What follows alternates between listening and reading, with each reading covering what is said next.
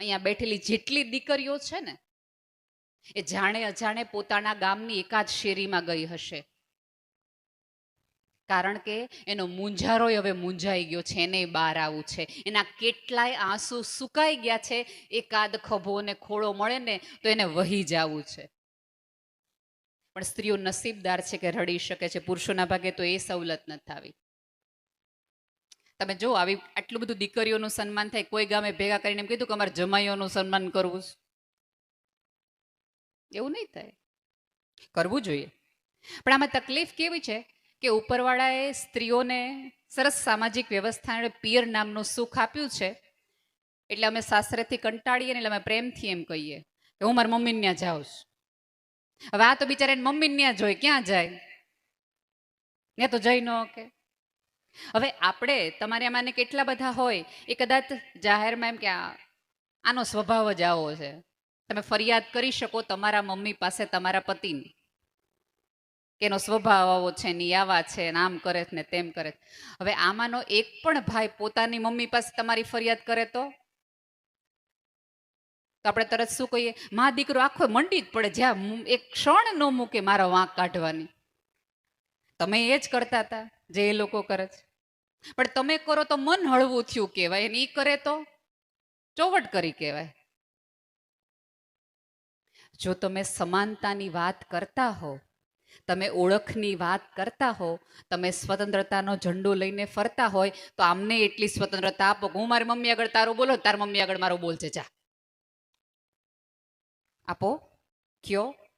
અને આમાં કેવું થાય છે, આપણે ત્યાં હજી એક એવી મોટી ગેરસમજણ છે કે તમે ભણેલા હો, ગણેલા હો, સરસ સમૃદ્ધ ઘર હોય અને એની દીકરા વહુ જો નોકરી કરે ને તો કે એને ક્યાં પૈસાની જરૂર છે. સમાજે એ સ્વીકારી લેવાની જરૂર છે કે હંમેશા પૈસાની જરૂર માટે નહીં, ક્યારેક સામાજિક ઓળખ માટે પણ એક સ્ત્રી ક્યાંક કામ કરવા ઈચ્છતી હોય છે.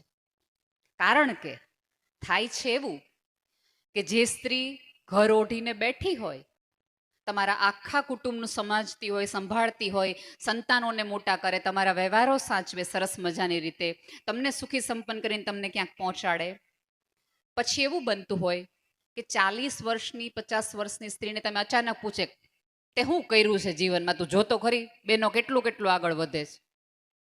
3 સ્ત્રીઓ સીએ થઈ જાય, 4 સ્ત્રીઓ ડોક્ટર થઈ જાય, મોટી મોટી હોસ્પિટલ ચલાવવા જાય.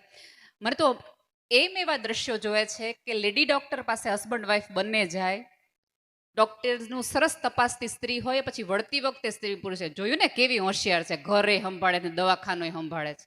એલા પણ તમને આને નીકળવા દીધા હોત તો આ કરી શકવાની હતી. આવા ઓળખના પ્રશ્નો થાય છે. આ ઓળખના ક્રાઇસિસ છે એ તમારા ઘરમાં રહેલી દીકરી જોવે છે કે જો હું કામ નહીં કરું, હું નોકરી નહીં કરું ને તો બની શકે કે આવતા દિવસોમાં મારો પતિ પણ મને આવા સવાલ કરશે કે તે જીવનમાં કર્યું શું.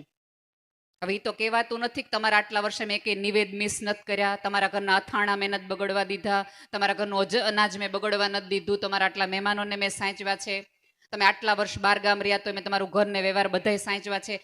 આ તો તમારી સન્માનોની યાદીમાં છે જ નહીં. હું રાહ જોઉં છું એવા સન્માન સમારોહની કે જ્યારે એક સ્ત્રી ડોક્ટર એન્જિનિયર થાય, એમ નહીં પણ આ સ્ત્રીએ ઘરમાં રહીને પોતાનું જોઈન્ટ ફેમિલી આટલા વર્ષો સાચવી રાખ્યું છે, એટલે એ સ્ત્રીને સન્માન કરો. આ એવી સ્ત્રી છે, હમણાં જ મને બેને કીધું કે બેન કેટલા વર્ષો સુધી તમે અથાણા બનાવીને સમાજમાં મોકલ્યા, આવી સ્ત્રીના સન્માન કરો. પણ આપણને એવું છે ને કે જે છાપામાં છપાય, જેને ગોલ્ડ મેડલ મળે એ જ સ્ત્રી મહાન ને મોટી. ભારત એક એવો દેશ છે કે જ્યાં શોકેસમાં આવી 15-20 સ્ત્રીઓ છે કે જે મહાન છે, બાકી હજી બેકગ્રાઉન્ડમાં ઘણા અંધકાર અને ઉજવાળા છે. અહીંયા બેઠેલી સ્ત્રીઓની વ્યક્તિગત રીતે મળો તો તમને ખબર પડે, પણ એની માટે અહીંયા બેઠેલી સ્ત્રીએ કંઈક કરવું પડશે. તમે માનતા હો કે આ લોકો તમને આડે આવે તો રહેવા દેજો. એ જરાય વિરોધ પક્ષના નેતાઓ નથી, એ જુદા જુદા બેઠા છે, એ જુદી વસ્તુ છે. અને આ ભાઈઓની તકલીફ શું છે ખબર છે કે તમને મોટું ઘર જોવે એની માટે લોન લે કે તમને મોટું ઘર જોઈએ, તમને સુખેથી રાખવું છે. હવે એ લોનના હપ્તા ભરવા માટે એ માણસ ઘરમાં તો રહી જ ન શકે. અને પછી આપણા ઘરે મહેમાન આવે તો આપણે શું કહીએ, એ કોઈ દી ક્યાં ઘરે જોઈશ. પણ એલા તમને મોટું ઘર જોતું એટલે એ ઘરની નથી રહી શકતા, હે ને? માનું સાંભળે તો માનો છે, વહુનું સાંભળે તો વહુનું છે, બોસની ટકટક બધાની ટકટક સાંભળ્યા રાખે. છોકરાઓને ખીજાય તો આખો દી છોકરાઓને ખીજાયા જ રાખે છે. છોકરાઓને ખીજાય નહીં તો ખાવ કેવા છે, છોકરા ઉપર ધ્યાન જ દેતા નથી. સારા કપડાં પહેરે તો આમને તો બસ પેટી પેક કરીને ફરવું જ છે ને, ઇસ્ત્રી તમારે કરવાની જ ને.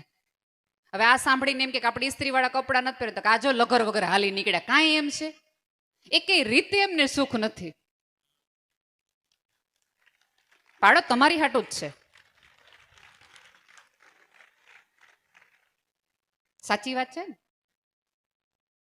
એક પુરુષ તમને જ્યારે એવું કહે છે ને, હું બેઠો છું, તારે શું ચિંતા છે, આવું કહેવા માટે આ કેટલાય પુરુષોએ કેટલાય ધરતીકંપ પોતાના હૃદયમાં ઝીલ્યા છે, એટલે હાર્ટ એટેક એને આવે છે. કેટલી વાર, કેટલાય રડવું તો એમને છે, હળવા તો એમને થવું છે, પણ એને ખબર છે કે હું ઘરનો મોભી છું અને મોભ તૂટે ને તો ઘર પછડાય પડે, એટલે એને રડી પણ ન શકે, એ મુંજારો કહી પણ ન શકે.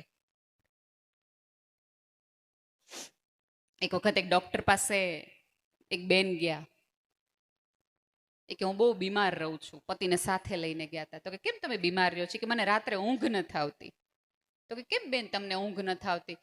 એટલે પછી એમ કીધું કે તમને ખબર છે, તમારા ભાઈ છે ને આખી રાત બળબડ બળબડ કર્યા કરે, એટલે એ બોલ બોલ કર્યા કરે એટલે મને ઊંઘ ન આવે. તો ડોક્ટરે દવા લખતી વખતે એમ કીધું બેન દિવસે થોડુંક બોલવા દેતા હોય તો બિચારા રાત્રે બોલવું ન પડે,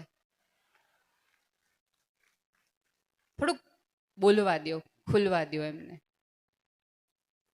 અત્યારે ખરેખર, અને આમાં એવું છે કે એ એવું કે તારે શું જરૂર છે સરસ શાંતિથી પોતાના ઘરમાં સરસ રહે, તો એમ કે જોયું કેટલી અસલામતી છે, અને નોકરી કરવા જવા દે તો કે જોયું સ્ત્રીના પૈસા ઉપર કમાય છે, એટલે એને તો કોઈ મેડલ મળતા જ નથી. આવો વિચાર છે કે દીકરીઓને બોલાવી જોઈએ, સ્ત્રીનું સન્માન કરવું જોઈએ, આવો વિચાર આ બધા પુરુષોને જ આવ્યા હશે. હવે મારે એવા કાર્યક્રમોની રાહ છે કે જેની અંદર સ્ત્રીઓ ભેગી થઈને નક્કી કરે કે આ બધા પુરુષોને આપણે સન્માનિત કરવા છે, એમણે બિચારા આટલા વર્ષ કામ કર્યું છે.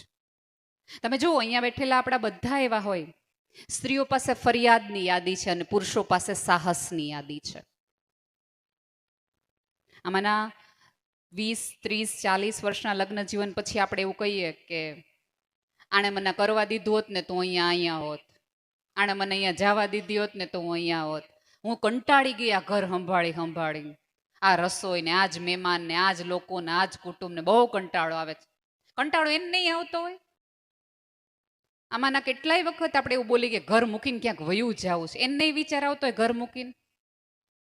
પણ આમાંની દરેક સ્ત્રી એક વાક્ય એવું બોલે કે છોકરાઓ હાટું બેઠી છે.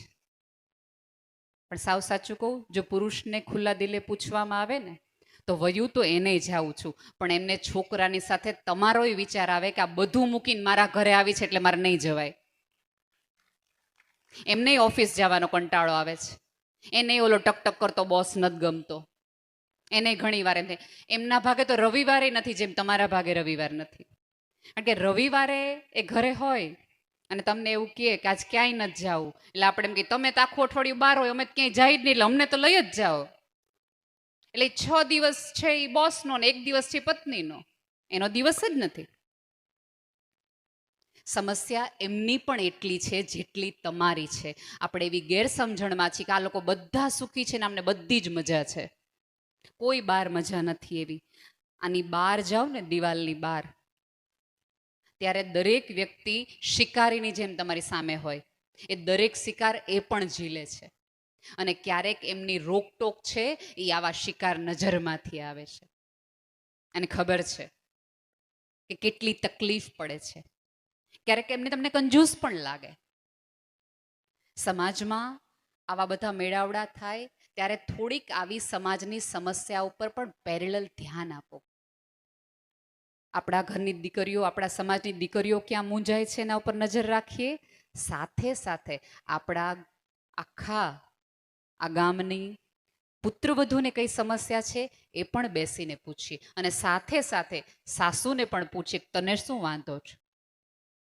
આમાં અત્યારે બધી લોકો કેવું કહેવા માંડ્યા છે કે અત્યારની સ્ત્રીઓને સહન શક્તિ જ નથી રહી. અત્યારની સ્ત્રીઓને સહન શક્તિ જ નથી રહી. સાવ સાચું કહું, એમને સમજ શક્તિ આવી છે કે આ સહન કરાય ને આ સહન ન કરાય. એટલા માટે આપણે બધાને અઘરું પડે છે. જાહેરમાં એક પુરુષ અપમાન કરે તો સહન ન કરાય,